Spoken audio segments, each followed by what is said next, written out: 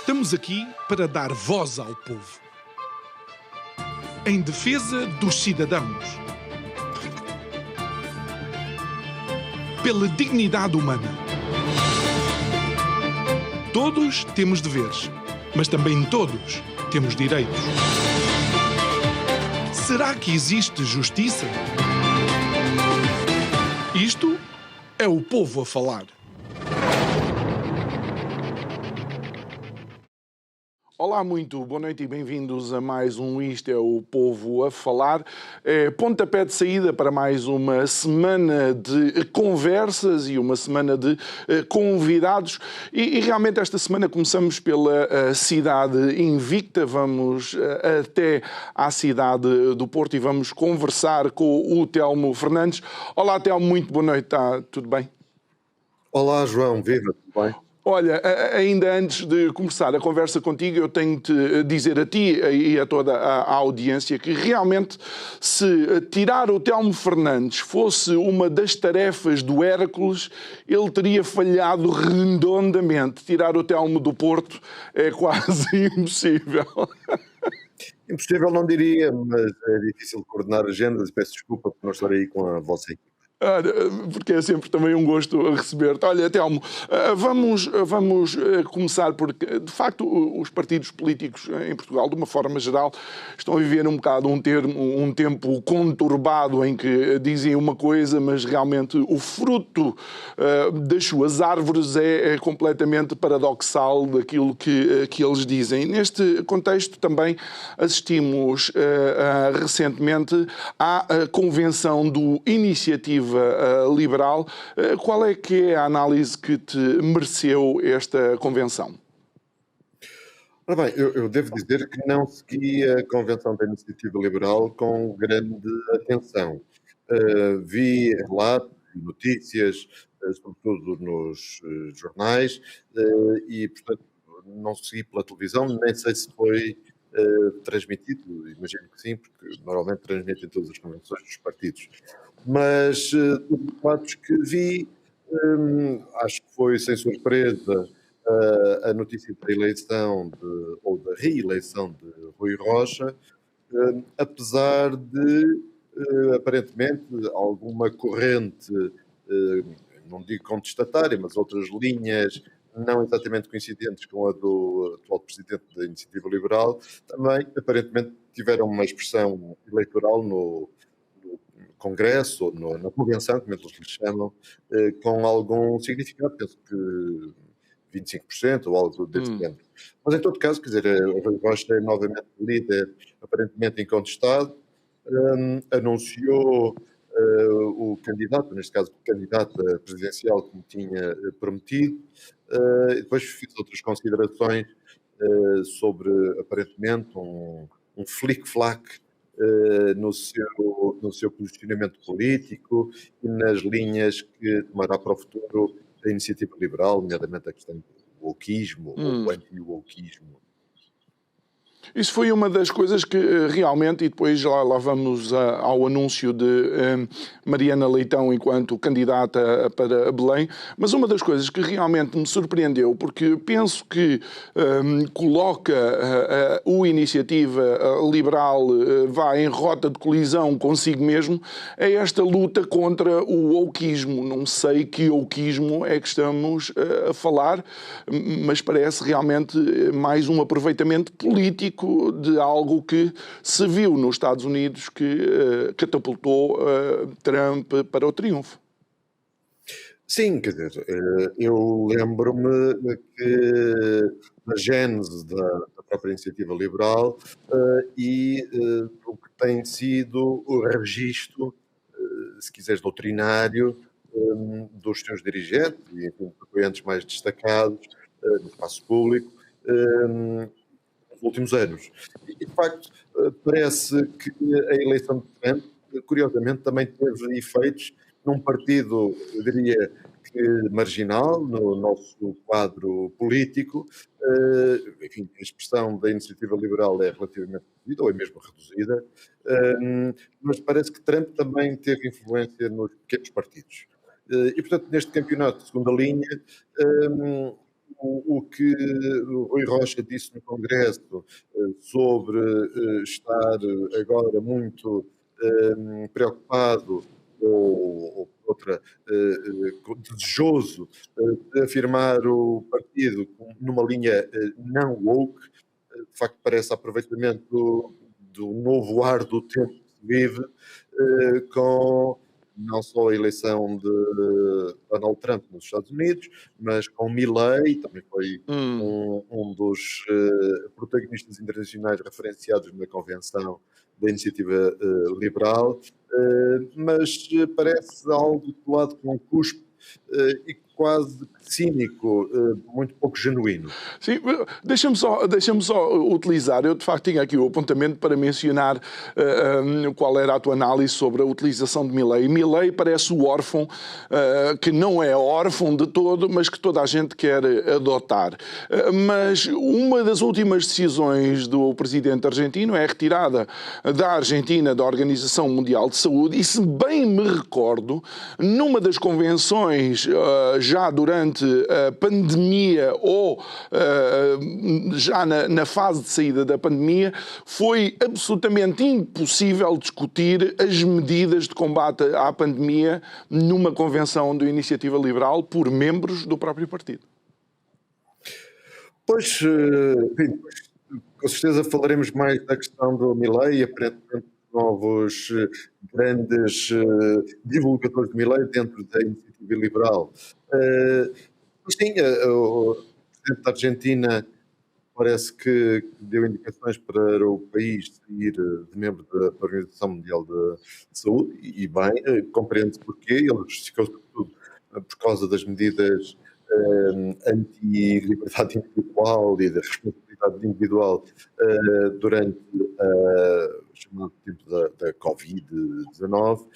E nessa altura, de facto, não era fácil mesmo internamente, ou enfim, nas áreas sociológicas por onde gravita a Iniciativa Liberal, ter opiniões desalinhadas em relação às supostas medidas de combate à Covid, ou a propósito, ou a pretexto da Covid. Eu próprio fui alvo, com gosto, devo dizer, mas de ataques de vários dirigentes da IEL por causa dos meus registros, lá está, desalinhados em relação àquilo que era o mainstream.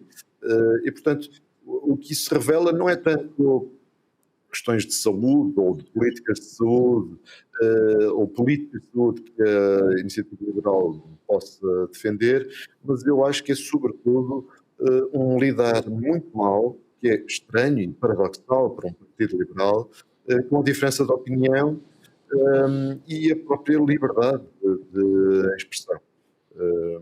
E isso é um bocadinho contraditório, para não dizer completamente oposta aos princípios liberais que supostamente o partido deveria defender. Muito bem. Olha, Telmo, relativamente ainda aos grandes anúncios, por assim dizer, que foram feitos neste encontro, ou nesta convenção ou congresso do Iniciativa Liberal, um deles foi, de facto, a apresentação de Mariana Leitão enquanto candidata à presidência da República, com o apoio do partido. Qual é a análise que te merece esta escolha de Mariana Leitão? Eu não conheço a Mariana Leitão pessoalmente, enfim, dizer que ela foi minha colega de comentário semanal no canal Cor Pinheiro, no espaço da internet, mas não a conheço pessoalmente.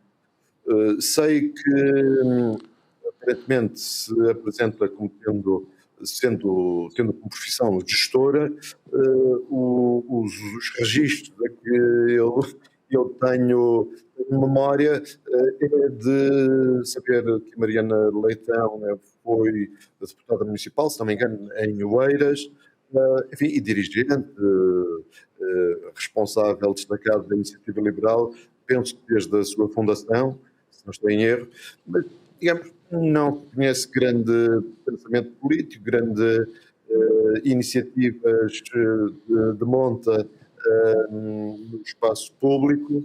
Portanto, é difícil falar sobre algo desconhecido.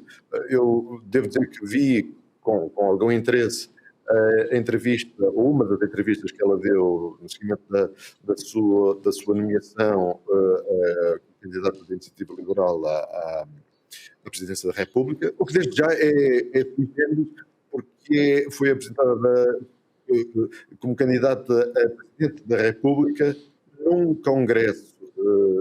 E, tipicamente, desde que é uma decisão individual, e só depois de uma decisão individual anunciada é que os partidos apoiam ou não apoiam, explicitamente ou implicitamente, os respectivos candidatos. Mas aqui foi, claramente, é um candidato do partido.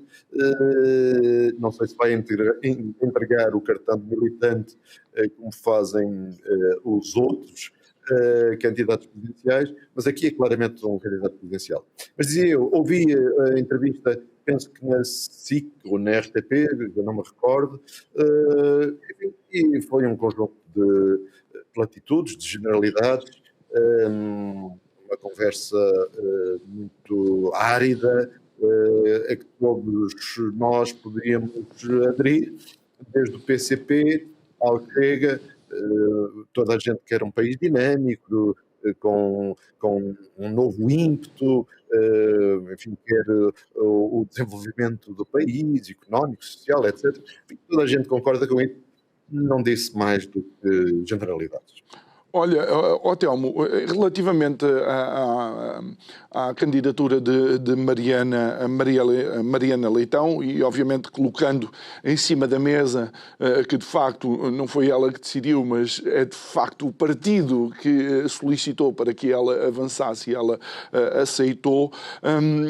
Olhando para aquilo que é o currículo dela, apresentar como gestora e não se conhecer de facto nenhum trabalho profundo enquanto gestora, parece mais um paradoxo, porque creio que hoje mesmo ou ontem Rui Rocha esteve em vários hospitais do Norte muito chateado porque alguns dos administradores de alguns hospitais foram escolhidos sem ter nenhuma experiência em gestão hospitalar. Não parece também paradoxal isto? Sim, não sabia que o Rui Rocha esteve perto de mim, mas ele se de Braga também é natural. Posso estar enganado, mas creio que foi aí para cima. Ok, muito bem. A questão é, se ele acha que as pessoas com cargos políticos relevantes, e desde logo o Presidente da República, devem ter uma experiência de vida profissional com algum peso, enfim, será de conhecimento meu, mas eu não conheço nada da vida profissional anterior ao partido da Mariana Leitão. Certamente os órgãos de comunicação social farão esse escrutínio, espero eu, e nos darão notícias sobre isso. Mas também, enfim, ela é jovem, provavelmente mais jovem do que eu, e portanto também é natural que não tenha um grande lastro profissional. Devemos conceder isso. E queria também fazer 2 pontos. Um é que não é difícil também fazer melhor do que o atual presidente. Portanto, eu prefiro alguém com pouca experiência profissional ou de vida do que a um registro de pantomina que tem sido o de Marcelo Rebelo de Sousa. E, por outro lado, devo fazer aqui, não propriamente uma meia-culpa, mas reconhecer um erro meu, porque foi no teu programa que eu, enfim, meio a brincar, meio a sério, apostei que o candidato da Iniciativa Liberal a Presidente da República seria outro. Eu achava que era o Tino Vieira, que aliás já manifestou interesse e tem uma equipa atrás dele a preparar a sua candidatura presidencial, com apoios de gente que navega pelas ondas da Iniciativa Liberal, mas de facto não foi esse escolhido e, portanto, devo registar aqui o meu erro analítico. Fazer o meia-culpa. Meia-culpa não, mas pronto. Não vou. Olha, para fecharmos, por assim dizer, este capítulo do Iniciativa Liberal, temos que falar de um capítulo que se fechou para alguém no Iniciativa Liberal, que foi a expulsão de Tiago Maia. Sim, o Tiago Maia, a história sobre o Tiago Maia é, enfim, surreal, porque aquilo de que ele é acusado, e aparentemente terá concedido que fez, de facto, não propriamente falcatrua, mas algo que não era consentâneo com aquilo que deveria ser os regulamentos e a lei. O próprio Tiago Maia terá assumido isso, mas a verdade é que ele foi julgado também na praça pública pela própria Iniciativa Liberal, quando a Iniciativa Liberal, enfim, normalmente critica esse tipo de atuação noutras situações e mesmo noutros partidos. Mas aparentemente o resultado das decisões do Conselho de Jurisdição da Iniciativa Liberal foram conhecidos mesmo antes de haver um contraditório e recursos que Tiago Maia poderia utilizar em sua defesa. Isso também num Partido Liberal não é propriamente o suprassumo da correção, para ser eufemístico. Mas enfim, é um assunto interno, não será muito relevante a nível nacional, mas para quem tem algum interesse por acompanhar a vida deste pequeno partido, também posso sinalizar que nem tudo vai bem dentro da Iniciativa Liberal, mas é com eles, enfim, não tem nada a ver com o Tenda, Muito não bem. tenho muito mais a dizer. Telmo, vamos então cruzar o Atlântico e vamos até aos Estados Unidos, uma vez que assistimos, obviamente, a estas primeiras semanas da administração Trump, já esmiuçada que foi a vitória avassaladora de Trump em toda a linha. Quais são as tuas primeiras impressões, digamos, das primeiras, passa a redundância, tomadas de decisão de Donald Trump? Bom, só uma pequena nota. A vitória de Donald Trump foi, como tu disseste, avassaladora, sobretudo em termos de mandato. Voto popular, a coisa ficou mais ou menos empatada. Ganhou, certamente, Donald Trump, também o voto popular, mas não a uma distância tão grande quanto aquela a que ficou em termos de mandatos e de estados, portanto, ganhos no país. A minha primeira análise é que Donald Trump está a fazer aquilo que ele disse que iria fazer. Bem ou mal, aquilo que ele disse que iria fazer e o ritmo que iria impor à sua administração, uma vez tomada posse, tem-se verificado. Aliás, não só são estas ordens executivas que vemos em catadupa, que são emanadas da nova casa, da nova administração Trump, da Casa Branca, mas mesmo antes da sua formal tomada de posse, de facto vimos um mundo, e eu dizia há pouco, o ar do tempo a mudar, e os responsáveis políticos internacionais a reajustarem-se a esta nova realidade. Globalmente, eu penso que a administração Trump parece ir no bom caminho, nomeadamente acabar com estas fantochadas do ESG, do wokeismo, das políticas identitárias e todas essas questões, diria, de âmbito mais cultural, mas com implicações muito fortes da parte da economia, a questão referida ao ESG, não é? do DEI, da inclusividade, etc., tem reflexos imediatos na economia, nas empresas, na vida das organizações. Vejo com algum risco algumas opções nomeadamente em termos de comércio internacional. Hum, Não é nada de novo daquilo que disse que iria fazer, questão de proteccionismo, ou de um nacionalismo económico mais vincado.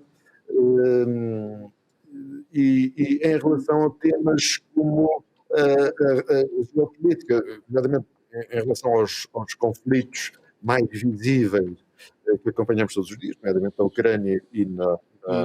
no Médio Oriente, em Israel, parece-me que traz alguma disrupção virtuosa. E sinal disso é que, nomeadamente em Israel, é que todos os países que durante anos e anos sustentaram organizações terroristas, regimes não só plutocráticos, mas sanguinários, estão muito arreliados com estas novas ideias fora da caixa de Donald Trump. Isso, desde logo, parece ser um bom sinal.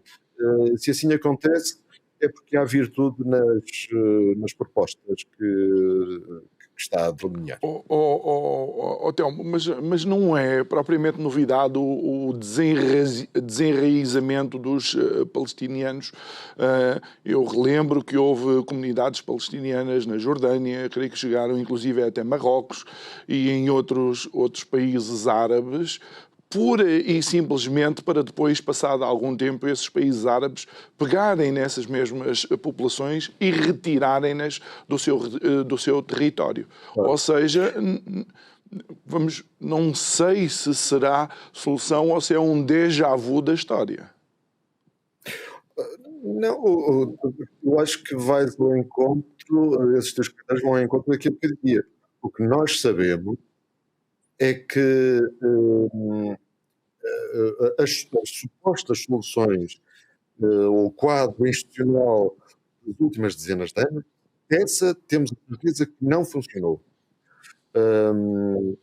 Os países da região provavelmente são os que melhor conhecem os palestinianos e por alguma razão, desculpem dizer isto, mas ninguém os quer, nomeadamente o Egito, né? A fronteira sul nunca foi aberta para os palestinianos fugirem para o país e o Egito fez questão de manter a sua fronteira bem fechada e bem defendida, não queria palestinianos lá dentro. Aqui convém ter noção do seguinte: a questão que é muito normal e muito tradicional trazer à lista na diplomacia é a questão dos dois Estados. Portanto, toda a gente defende dois Estados, um palestiniano e um israelita. Mas a verdade é que entre essas duas comunidades há uma que não aceita, nem nunca aceitou, um país, que são os palestinianos, nunca aceitaram Israel como comunidade e como um país. Isso é um dado de facto. E, portanto, querer criar um Estado palestiniano, enfim, à partida, que sabemos que é visceralmente contra um Estado israelita, não estou a ver como é que possa haver solução. Portanto, noutros momentos da história, as coisas não são as ideais, mas às vezes a solução de uma vida mais pacífica passa pela separação dessas comunidades, com características muito diferentes, e aqui estamos a falar de guerra constante, ataques terroristas constantes a Israel. Portanto, é uma democracia. É uma possibilidade. Estava distraído, peço desculpa. Olha, ainda relativamente a estas últimas, por assim dizer, também descobertas que esta administração Trump tem colocado em cima da mesa para todos os cidadãos, não só americanos, mas a nível mundial, terem conhecimento este escândalo dos financiamentos da USAID. Ou seja, faz-me lembrar o bom estilo da a CIA na década de 60, 70 a financiar ONGs única e exclusivamente para depois manipular não só partidos, mas como sociedades fora do território americano. Sim, não só organizações não governamentais, mas, nomeadamente, órgãos de comunicação social, não é? Pois. Portanto, toda uma narrativa nos mídia estava a ser sustentada também com dinheiro dos contribuintes americanos, sem eles próprios terem noção disso. Relativamente às ONGs, sim, aparentemente não só eram financiados programas meritórios, mas muito programa enviesado politicamente, contra próprios, diria, interesses norte-americanos. Não se trata apenas de desperdício de dinheiro, mas campanhas ou meios que foram sustentados financeiramente por esta organização de cooperação e desenvolvimento dos Estados Unidos para colocar na agenda determinados princípios e opções políticas, algo que não é a missão deste tipo de organizações. E, portanto, acho bem que os Estados Unidos e qualquer outro país que tenha agências deste género a financiar este tipo de situações, que rapidamente corte, cesse esse tipo de apoios e desvirtuamento da sua missão. É porque, inclusive, algumas dessas ajudas que eram dadas eram a programas que claramente iam contra as tradições, costumes e culturas de determinadas, de determinadas sociedades e países, não é? Pois, como digo, parece que a USAID era um veículo, um instrumento do exercício de poder, de influência de pequenas minorias ou pequenas oligarquias dos Estados Unidos a nível internacional, que, enfim, tinham esse veículo para impor as suas agendas, os seus interesses próprios, independentemente de ser consentâneo com as culturas locais, onde essas ajudas eram ajudas, entre aspas, implementadas, e mesmo que servia, em alguns casos, em alguns países, para uma subversão até de questões de segurança, defesa da própria nação que supostamente estaria a ajudar esses países. Portanto, basicamente a USAID financiou vários programas de organizações mais ou menos declaradas como inimigas dos próprios Estados Unidos. Muito bem. Olha, vamos à parte económica, porque obviamente uma das bandeiras de Trump, já vinda da sua antiga administração, tinham sido as tarifas. E deixa-me questionar aqui o Let's Make America Great Again. Se tiverem paciência para me acompanhar nos próximos 30 segundos. Em 2008, quando foi aquela confusão da Lehman Brothers, o PIB per capita dos Estados Unidos e da Europa era sensivelmente o mesmo. Neste momento, o PIB per capita americano é quase o dobro do PIB per capita europeu. Em 2008, na Fortune 500, das 10 primeiras empresas em todo o mundo, mais valiosas, as melhores, tínhamos 4 americanas, tínhamos 4 europeias e pelo meio apareciam 2 japonesas. Em 2025 temos 9 empresas americanas. Quando olhamos, por exemplo, para o PIB per capita do mais pobre dos Estados Unidos, o Mississippi, estou a falar dos Estados continentais, esse PIB per capita é maior que o PIB francês, que o PIB japonês e que o PIB, inclusive, é da Grã-Bretanha. quão maior quer Trump fazer os Estados Unidos, que economicamente parece uma hegemonia quase mundial? Bom, como qualquer presidente de um país quer fazer a sua nação mais forte possível. Quanto mais crescer, quanto mais se desenvolver, melhor. Isso é evidente. Portanto, eu, se fosse presidente dos Estados Unidos, mesmo que fosse destacadíssimo, líder económico mundial, como os Estados Unidos acabam ainda por ser, também estaria a defender a mesma coisa. Queremos ainda ser maior. Não vem nenhum mal ao mundo disso. Aliás, essa é uma visão, até na questão do comércio internacional, isso é muito notório. O mundo ou a sociedade não vive num jogo de soma nula, ou seja, não é o crescimento de uns países que se tornam outros países mais pobres. Pelo contrário, sabemos disso da história económica, e portanto, quanto mais os países se desenvolverem, mais todos beneficiam disso. E, portanto, não vem mal ao mundo que Trump tenha essa ambição de colocar os Estados Unidos ainda mais destacadamente na pole position económica mundial, o que revela alguns dos dados que referiste.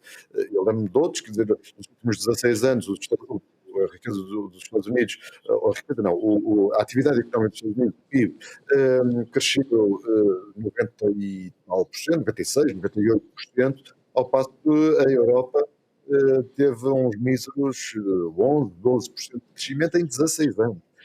E, portanto, revela bastante dos Estados Unidos, mas também revela muito do que é o nosso continente europeu, estagnado, sem soluções para o seu crescimento, para o desenvolvimento, inovação das suas sociedades. Isso é também muito, muito sintomático. Olha, Telmo, e neste duelo que claramente já existia e que se vai ver entre Estados Unidos e a China, em que é que fica a nossa Europa? Como é que a Europa, a uma velocidade baixa, envelhecida, com dores em todas as articulações, poderá acompanhar esta corrida? Ora bem, haveria muito que dizer sobre o tema, diria eu. Mas sobre esse tema há um conjunto de falácias muito grande que é difícil de desmontar. Eu também considero altamente falacioso o discurso de Donald Trump, nomeadamente colocando essa questão de Estados Unidos contra a China. O peso dos investimentos chineses nos Estados Unidos é ínfimo no conjunto do investimento estrangeiro nos Estados Unidos. O comércio internacional com a China é quase ridículo em termos de peso de todo o comércio internacional que os Estados Unidos têm com o resto do mundo. Politicamente, as coisas parecem assumir um contorno muito diferente desde que parece que, de facto, a China é uma grande ameaça aos Estados Unidos e se vistas bem as coisas, na realidade não é assim. Uma das coisas que Trump anuncia sempre nos seus discursos é que os quer acabar ou quer estancar com a sangria de postos de trabalho dos Estados Unidos que vão para a China. Não é verdade isso. Não é a percepção que as pessoas têm. A maior parte dos empregos nas indústrias tradicionais pesadas, por exemplo, no chamado Rust Belt americano, não têm ido para a China, mas são postos de trabalho que são criados noutras zonas dos Estados Unidos, nomeadamente do Sun Belt, e até no Texas, mais próximo até do México. E, portanto, o mundo e as coisas não acontecem só a China contra os Estados Unidos contra a China. Sim, mas havia muito... Telmo, deixa-me só dar-te aqui uma analogia desportiva, por assim dizer. Nestes últimos anos, é só, ou tem sido só Messi ou Cristiano Ronaldo. Quando tens duas potências tão relevantes, digamos, a nível mundial, aquilo é como se fossem, comparativamente, dois buracos negros que absorvem toda a outra luz que possa andar lá à volta. E essa é a questão que nós eventualmente possamos estar a ver aqui em cima da mesa. E o meu perigo, aliás, a minha questão é, nós, enquanto europeus, que possibilidade é que temos de acompanhar, por assim dizer, estes dois verdadeiros mamutes económicos a nível mundial? Certo. Enquanto as coisas e o quadro legal e de regulação económica estiver em vigor, tal como está na Europa, pouco de facto temos a fazer, e temo até que haja mais restrições, mais intervencionismo estatal na Europa, por a circunstância de os nossos líderes europeus acharem que têm de fazer alguma coisa. O problema é que têm feito demais. Vamos lá ver. A Europa não exporta nem importa. Quem importa é o Telmo, é o João Nuno, são as empresas. Quem inova é a Europa, essa entidade um bocadinho difusa. São as empresas, são as organizações, são os agentes económicos.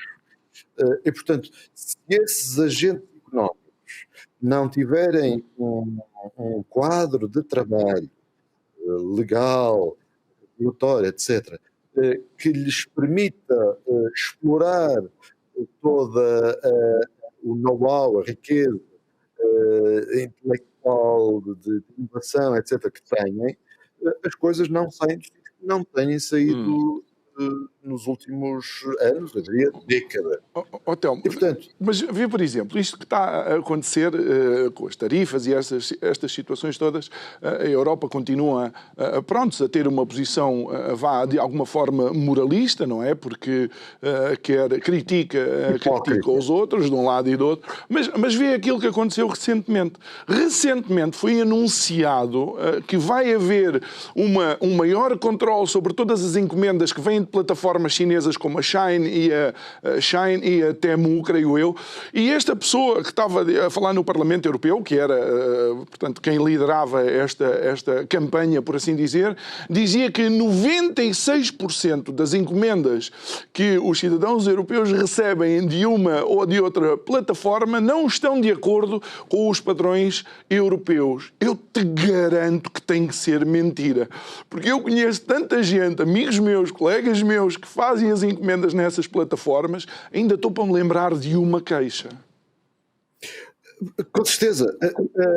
É que eu dizia, os dirigentes políticos europeus acham-se no direito de definir eles próprios o que as pessoas devem achar que é bom ou mau para elas. Exatamente.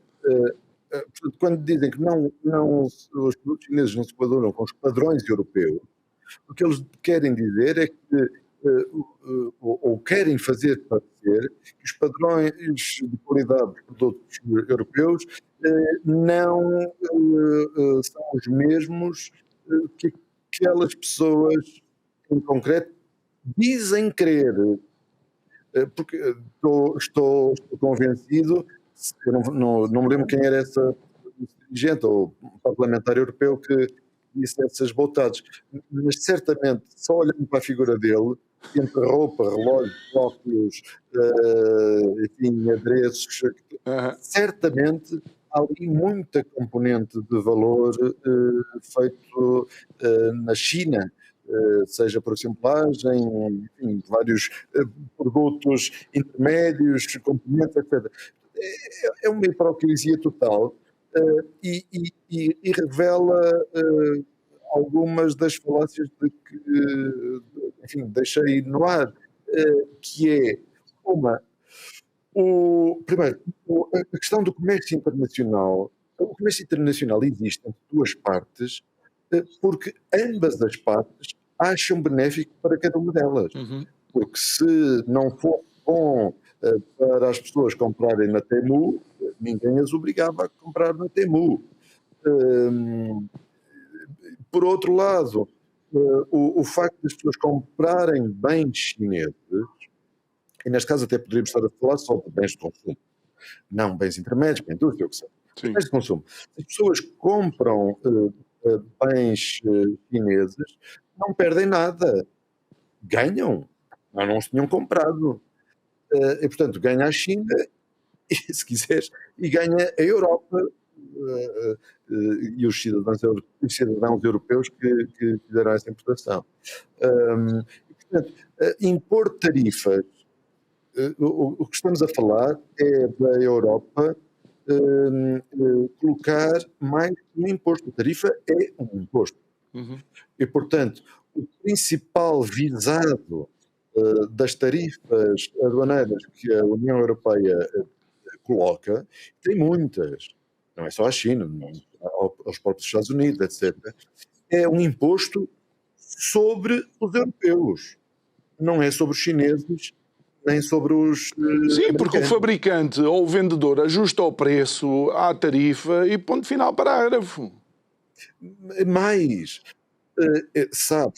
já se sabe há centenas de anos, mas o facto de impor, quer dizer, há beneficiados com as tarifas, nomeadamente as empresas que trabalham nesse setor específico, podem ter ali essa vantagem dessa proteção. Mas, quer dizer, o decisor político não pode olhar a interesses muito específicos. Eu, se dissesse que o Benfica iria ter de jogar apenas com equipas da segunda divisão, era bom para o Benfica porque tinha mais oportunidades de ganhar, mas exato. não era bom para o Porto, para o Sporting, para outros clubes. E portanto, em primeira instância, um imposto sobre quem impõe sobre os cidadãos dos países, dos espaços que impõem essas tarifas. E, por outro lado, esse é o meu segundo ponto, mesmo nas indústrias que eventualmente pudesse vir a proteger, o que acontece é que pode haver um desvio da procura para produtos europeus substitutos. Em vez da gente comprar carros chineses ou roupa chinesa, se as tarifas são muito altas, tendemos a comprar mais localmente.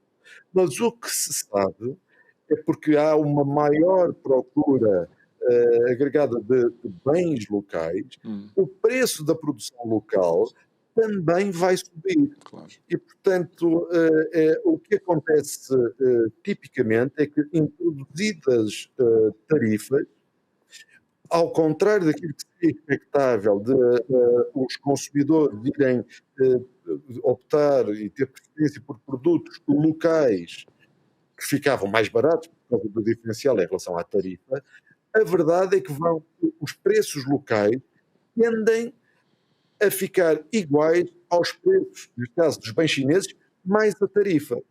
Não sei se as pessoas têm noção disto, mas o que as tarifas fazem é fazer convergir os preços para o que era a base mais do imposto. Portanto, tudo fica mais caro, portanto, todos perdemos. Muito bem. Olha, Telmo, nós estamos sensivelmente nos últimos 6 minutos do programa. Eu quero abordar um outro tema que, obviamente, tem sido levantado também pela União Europeia e vem neste seguimento de se não gostamos, cancele-se, feche-se, coloquem-se tarifas, proibamos. Foi uma das últimas intervenções do primeiro-ministro, ou neste caso o presidente do governo espanhol, Pedro Sánchez, a dizer que temos que tomar conta do algoritmo, porque o algoritmo anda a interferir nas eleições livres dos europeus, e não só. Sim, e já houve repetição de eleições, supostamente para descrever resultados tendenciosos, influenciados, dizem essas pessoas. Roménia, creio eu, não é? Exatamente. Portanto, o caso espanhol é muito radical desse ponto de vista, porque Pedro Sánchez é um oportunista, um cínico, enfim, vou-me abster de usar adjetivos um bocadinho mais pesados que espelham mais a realidade que esse dirigente é. Mas é muito. A Europa está tomada por este tipo de gente, em maior ou menor grau, sendo um dos expoentes máximos, de facto, Pedro Sánchez, mas tudo o que não seja, ou por outra, tudo o que a vontade popular escolha que não seja exatamente aquilo que a oligarquia dominante gostaria que escolhessem, é sempre por interferência externa, é porque as pessoas votaram, foram manipuladas, quando manipuladas por entidades externas, países externos, a Rússia, a China, o que quer que seja, a extrema-direita, tudo é justificado por um inimigo externo, sendo que sabemos hoje, já sabíamos há muito tempo, que os governos, até a própria Comissão Europeia, ou muito até a própria Comissão Europeia, não fez outra coisa durante dezenas de anos do que tentar influenciar enfim, os círculos decisórios e a opinião pública em geral para votar de acordo com aquilo que uma classe de burocratas europeus não eleitos entendiam ser os seus melhores próprios interesses. Portanto, é uma infantilização das pessoas, é uma arrogância intelectual e moral que os dirigentes europeus têm sobre pessoas como nós.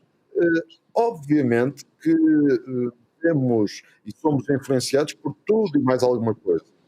Somos pessoas que com autonomia de pensamento, ou deveríamos ser, e não há razão para não sermos e sabermos lidar, não temos de ser protegidos, de sermos confrontados com erros factuais ou narrativas enviesadas propositadamente. Faz parte da vida. Agora, o que não pode ou não deveria haver é um conjunto relativamente reduzido de sábios ou de paizinhos dos cidadãos europeus, perdão, que nos querem proteger de acordo com aquilo que é o seu próprio quadro mental. Isso é altamente contraproducente, acaba por ser ineficaz, aliás, como vimos com resultados eleitorais que não eram aqueles previstos pela oligarquia dominante, depois o caso da Hungria, os antigos países de leste, a própria Itália, e já falamos dos Estados Unidos, etc., a Argentina, a companhia. Portanto, é tudo o que uma sociedade aberta não deve ser. Uma sociedade aberta, liberal, democrática, deve dar espaço e autonomia aos cidadãos para decidirem de acordo com as suas opções, livremente, e não orientados por uma classe dirigente que aparentemente sabe melhor do que toda a gente, ou que toda a outra gente, aquilo que é melhor para, enfim, para o cidadão comum. Muito bem. Telmo, a primeira coisa que eu pensei quando ouvi estas declarações de Pedro Sánchez, se a esposa dele já tinha sido ilibada da acusação de corrupção ou se o irmão já tinha explicado porque é que lhe tinham criado um posto de trabalho num governo de uma autonomia onde ele nunca tinha posto os pés. Telmo Azevedo Fernandes, muito obrigado por ter estado aqui connosco, obrigado também pela paciência que foi resolver a questão técnica ainda antes do início do programa e até uma próxima oportunidade. Obrigado, até breve. Obrigado a si também que nos acompanhou neste programa. Mais uma vez, pontapé de saída para uma semana de conversas. Pode rever esta e outras conversas subscrevendo o nosso canal de YouTube. Quando lá for, clique também no sininho, porque assim recebe as notificações sempre que fazemos o upload dessas nossas conversas.